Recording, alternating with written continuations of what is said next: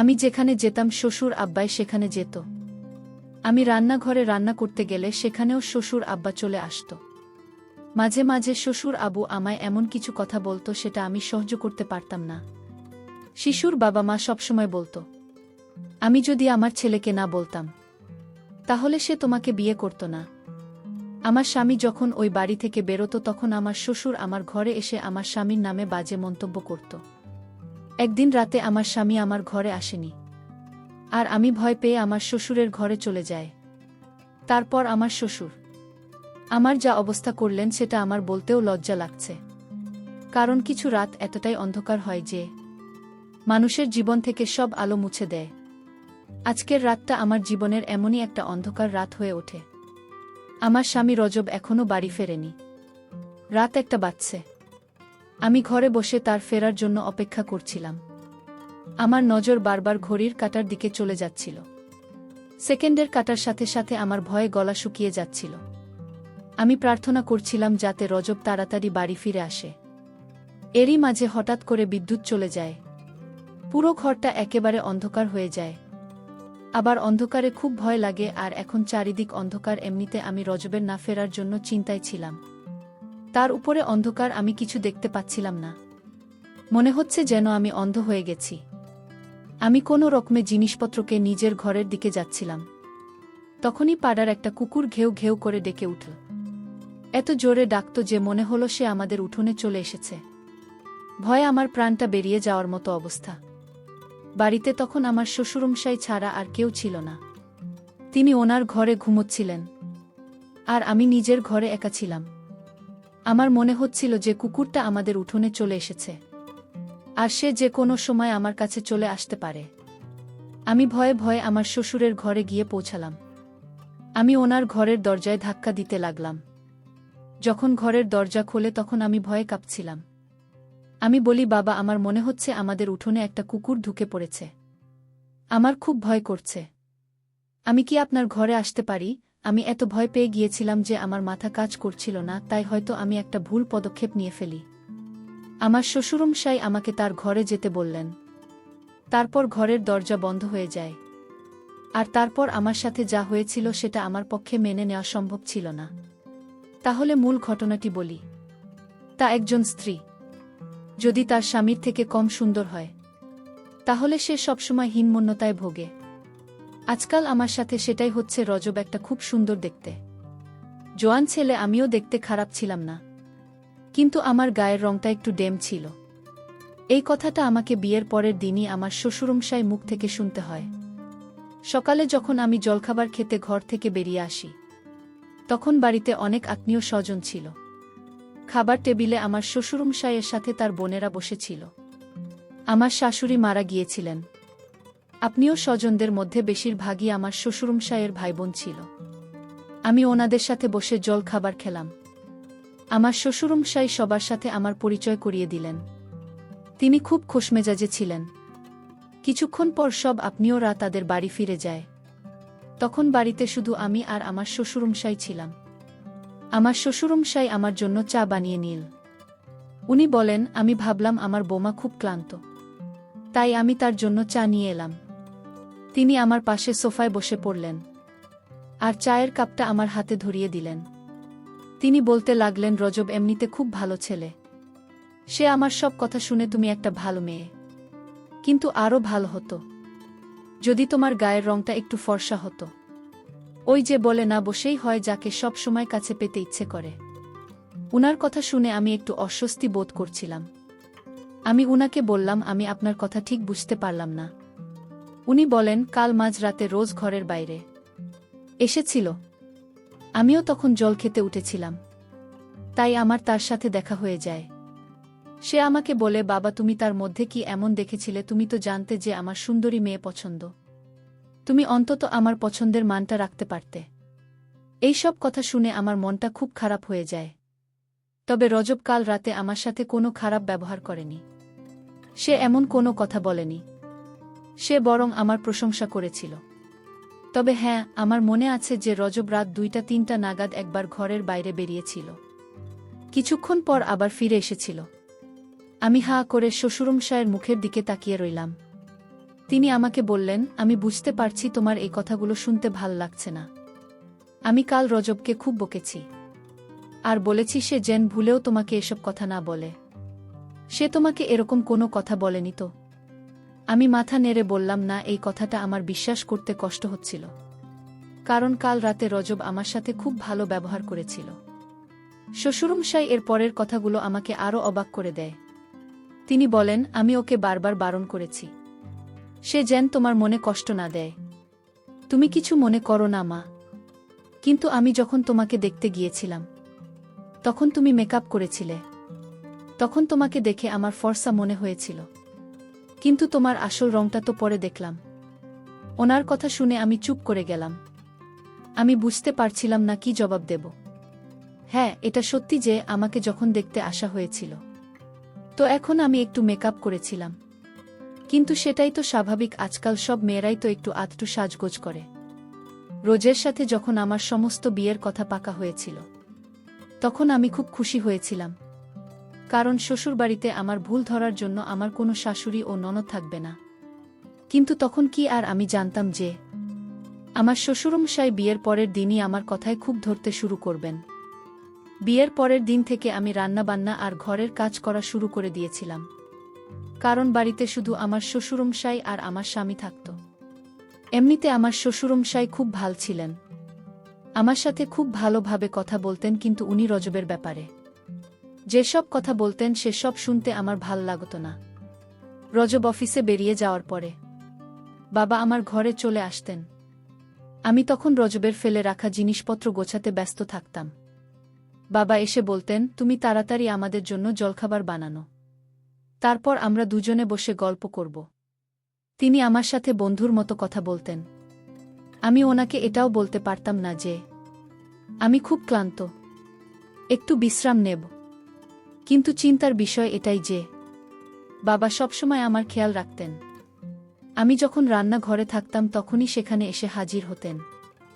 আমি যখন রান্না করতাম তখন তিনি বলতেন, এভাবে নয়, এভাবে বানানো যাবে, এই খাবার পছন্দ নয়, এমনিতেই তুমি দেখতে ভালো নয়।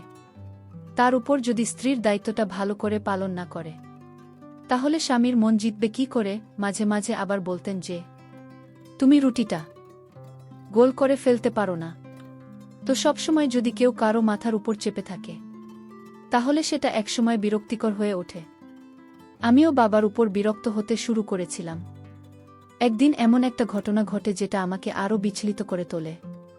একদিন আমার শ্বশুরমশাই বলেন, রজব কখনো তোমাকে কোথাও ঘুরতে নিয়ে যাবে না, কিন্তু আমি জানি তোমারও ঘুরতে যেতে ইচ্ছে করে। তুমি অনেক স্বপ্ন নিয়ে এই বাড়িতে এসেছ। চলো তুমি রেডি হয়ে নাও, আমি তোমাকে ঘুরতে নিয়ে যাব, আমরা শপিং করতে যাব। বাবা আমার সাথে আমার শাশুড়ি মায়ের মতোই ব্যবহার করতেন। আমার সব কাজে ভুল ধরতে বলতেন। রজবের এটা পছন্দ নয়, ওটা পছন্দ নয়। আমার মার্কেটে যেতে ইচ্ছে করছিল না, তাই আমি বাবাকে বললাম আজকে ছেড়ে দেন তিনি। তা উনি আমাকে জোর করে মার্কেটে নিয়ে গেলেন। উনি বললেন, আমি তোমাকে একটা সুন্দর জামা কিনে দেব, যেটা পরলে তোমাকে খুব সুন্দর দেখাবে। উনি আমাকে দোকানে নিয়ে গেলেন আর বললেন, তোমার পছন্দ মতো একটা স্যুট তুমি কিনে নাও। আমি কালো রঙের একটা স্যুট পছন্দ করলাম, কিন্তু বাবা বললেন, এমনিতেই তোমার রংটা খুব কালো, তার উপর তুমি যদি কালো রঙের জামা পরে তাহলে তোমাকে ভূতের মতো দেখাবে। তিনি আমার জন্য একটা লাইট কালারের স্যুট পছন্দ করলেন, যেটা আমার একদম পছন্দ হয়নি, কিন্তু আমি চুপ করে রইলাম। উনি বললেন যে রংটা পরে তোমাকে ভালো দেখাবে। আমি যখন শ্বশুরমশাই এর সাথে কথা বলছিলাম তখন আমি দেখলাম পাশের দোকানে রজবকে একটা অন্য মেয়ের সাথে। বাবাও সেটা দেখতে পেলেন। রজতদের সাথে যে মেয়েটা ছিল সে বেশ সুন্দর দেখতে ছিল। বাবা বলতে লাগলেন, দেখেছ, আমি বলেছিলাম না রজবের সুন্দরী মেয়ে খুব পছন্দ।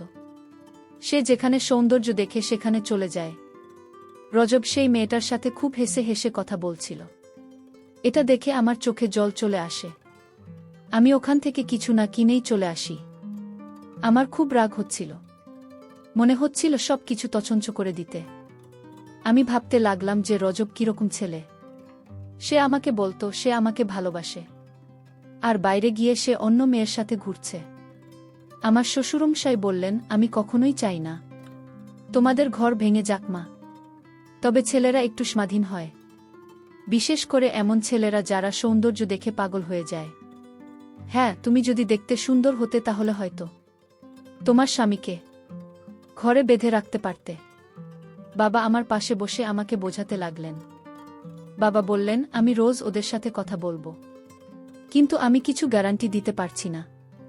আমি রজবের জন্য কি না করতাম। তার পছন্দের খাবার বানাতাম, তার পছন্দমতো ঘর সাজিয়ে দিতাম, এমনকি নিজেকেও তার মনের মতো তৈরি করার চেষ্টা করতাম। কিন্তু রজবের আমার এত আত্মত্যাগ চোখে পড়ে না। রাতে যখন রজব বাড়ি ফিরে আসে, তখন আমি আমার ঘরে বসে কাজ করছিলাম। রজব আমাকে জিজ্ঞেস করে, তোমার কি হয়েছে, শরীর ঠিক আছে তো? আমার তো ইচ্ছে করছিল এখনই বলে দিতে যে আমি তোমার আসল রূপটা ধরে ফেলেছি, কিন্তু বাবা আমাকে অনেকবার বারণ করেছিলেন। বলেছিলেন, এটা করলে আমার ঘর ভেঙে যেতে পারে। যদি জানতে পারে যে তুমি জেনে গেছ তার অন্য মেয়ের সাথে প্রেম আছে, তাহলে তার মন থেকে সব ভয় দূর হয়ে যাবে। আমি রোজ ওকে বলি যে আমার মাথা ব্যথা করছে। রজব বলে, চল, আমি তোমাকে ডাক্তারের কাছে নিয়ে যাচ্ছি। এমনিতেই তোমার গায়ের রং কালো, তার উপর কেঁদে কেঁদে নিজের যে অবস্থা করেছ, তোমাকে একেবারে ভূতের মতো দেখাচ্ছে। কথাটা শুনে আমার খুব অভিমান হয়। আমি বলি, আমি যখন এতই খারাপ তখন আমাকে বিয়ে করলে কেন? আমার কথা শুনে রজব আমার দিকে তাকিয়ে থাকে। তারপর একটু হেসে বলে, আমার অনেক বড় ভুল হয়ে গেছে, কিন্তু কি আর করা যাবে, ভুল যখন হয়েছে তখন তোমাকে সঙ্গে তো করতে হবে। এই বলে সে হাসতে হাসতে আমার পাশে এসে বসে। আমি বলি, আমি কোথাও যাব না, আমার মাথা ব্যথা করছে, আমি ওষুধ খাবার ঠিক হয়ে যাবে। এই বলে আমি ঘর থেকে বেরিয়ে চলে যাই। কিন্তু আমার মনটা খুব খারাপ হয়ে যায়। স্বামী যদি তার স্ত্রীকে ভালোবাসে আর সবসময় তার খুঁত ধরে, তাহলে এক সময়ে স্ত্রী ও তার স্বামীর প্রতি ভালোবাসা কমে যায়। রোজ ওদের প্রতি আমার টান আস্তে আস্তে কমতে শুরু করেছিল। একদিন আমার শ্বশুরমশাই বলেন যে তাদের পরিবারের একজনের বিয়ে আছে, তাই আমাকে তৈরি থাকতে বলেছিলেন। আমিও একটু সাজগোজ করেছিলাম।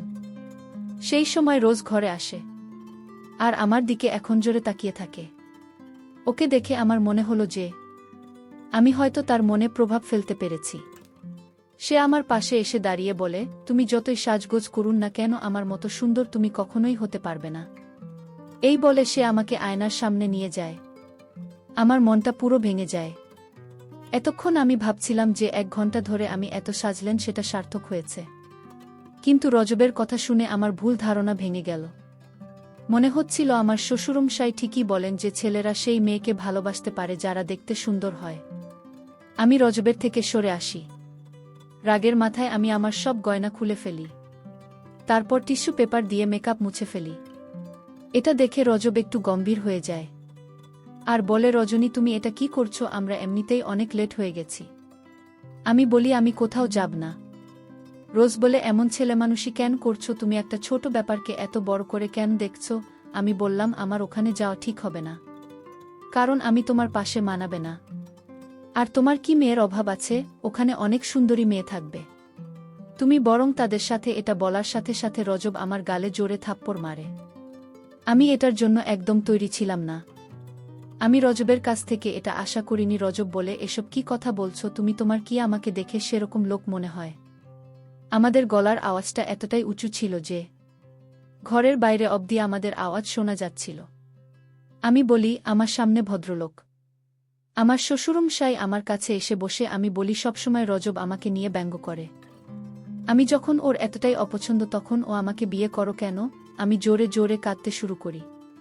আমার শ্বশুরমশাই আমাকে সান্ত্বনা দিতে থাকে আর বলেন, রজব এরকমই, আমি ওকে বোঝাবো, তুমি চিন্তা করো না। আমি তো চাই যে তোমরা দুজনে সুখের সংসার করো, কিন্তু তার কোনো নমুনা আমি দেখছি না। সুর আব্বা বললেন, এসব বাদ দিয়ে এখন চলো বিয়ে বাড়িতে। আমি বিয়ে বাড়িতে বাবার কথায় গেলাম। আমার মনে কোন শান্তি নেই। বিয়ে বাড়িতে এত লোকজন, সে রাতে থাকা নিয়ে অনেক সমস্যা হচ্ছিল। বিয়ে বাড়িতে ঝামেলা থাকায় কে কোথায় থাকবে সেটা নিয়ে আলোচনা করতে শুরু করেছে। আমার স্বামী বিয়ে বাড়ি থেকে বাইরে কোথাও চলে গেলাম। তারপর আমাকে একটা রুমে থাকতে দেওয়া হয়। সেই রুমে আমি একা ছিলাম। আর রাত যখন গভীর হল তখন আমার রুমে আমি কাউকে দেখতে পেলাম। আমি বুঝতে পারছি না যে কে সে আমার রুমে এত রাতে। বন্ধুরা, গল্পটি আজ ব্যস্ততার কারণে শেষ করতে পারছি না। পরবর্তী পর্ব পাওয়ার জন্য আমার চ্যানেলটিকে সাবস্ক্রাইব করে পাশে থাকবেন। ধন্যবাদ। হু।